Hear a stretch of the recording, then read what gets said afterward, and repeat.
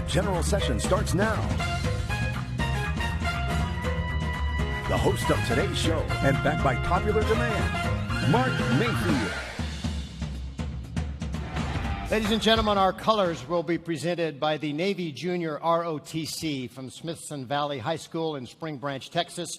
Our national anthem will be sung by Judd Latimer, who is Petty Officer for the Navy Recruiting Office here in the San Antonio District. Would you please rise for those events? If any of you served in the military or are currently serving in the military in any capacity, would you please stand? Please stand. Show your appreciation, ladies and gentlemen. Thank you.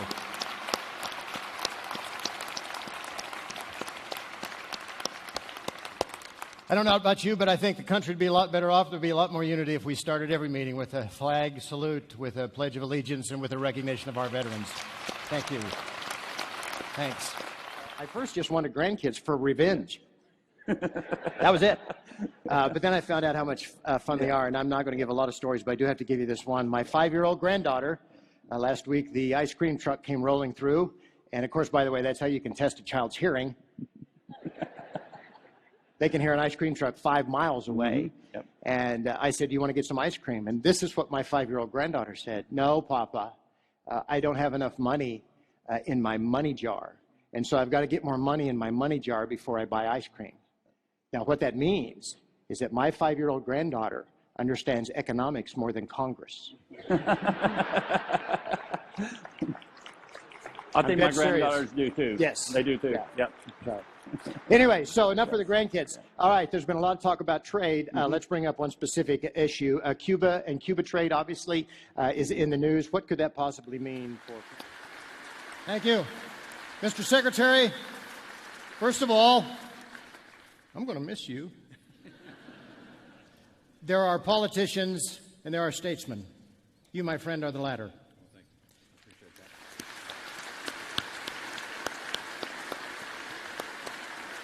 that. And I know I speak on behalf of all these people.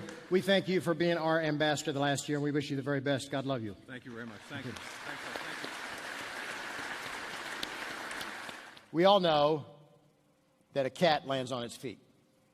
We also know that a buttered slice of bread, if you drop it, it will always land butter down.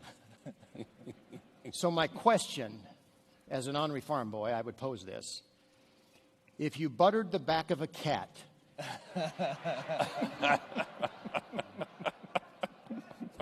what force of the universe would prevail? Now, this was a very long metaphor with a tiny payoff to ask Gordon a question. But my question is, what force in the universe, in agriculture, in this country, in the world, is going to help to give some relief to some wheat? I don't even need an introduction to introduce this next guy because we spent 6 hours in the car yesterday. And let me say, that's too long. Particularly when he's got a costume. And you know, as his wife says, the best way to bring him up, old mascots never die. They just smell that way. I'm really excited about introducing our next speaker. He is an author of nearly 50 sports books. 50 books. That's more than I've read, actually. Wow. Hey, hashtag book on tape. He's an award-winning Hall of Fame peak performance business speaker because he was at one time an aspiring pianist and was invited to and attended the very prestigious Eastman School of Music in Rochester, New York, where he graduated with a master's in performance and literature. And if you don't know that's a big deal, you should know that is a big deal. There's no question that there's a lot of speakers out there, but I can tell you honestly, there is none that inspires and motivates and moves people quite like this guy. He is a father, a husband, a business owner, a speaker, an author. He's now my BFF. Please welcome to the stage a gentleman that was expected to die but now teaches other people how to live. Welcome, Mr. John OLeary.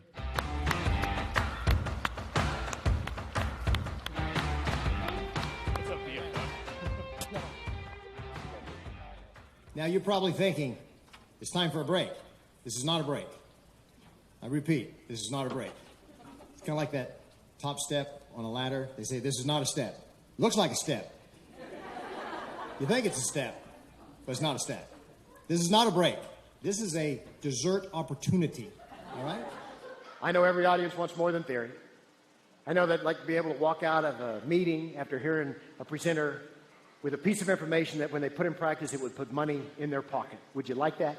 Yeah. Of course you would. And so I'm going to take my last 30 seconds and talk about Amway.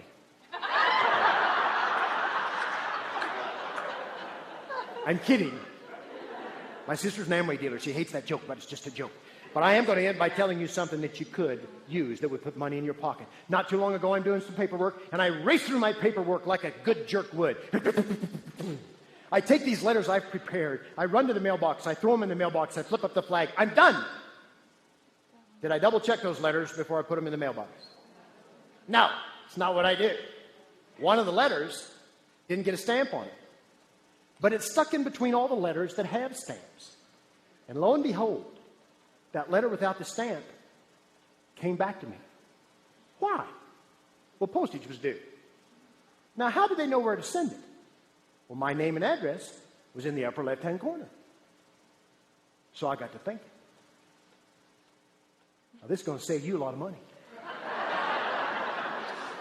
I want you to think of me next Christmas card season, okay?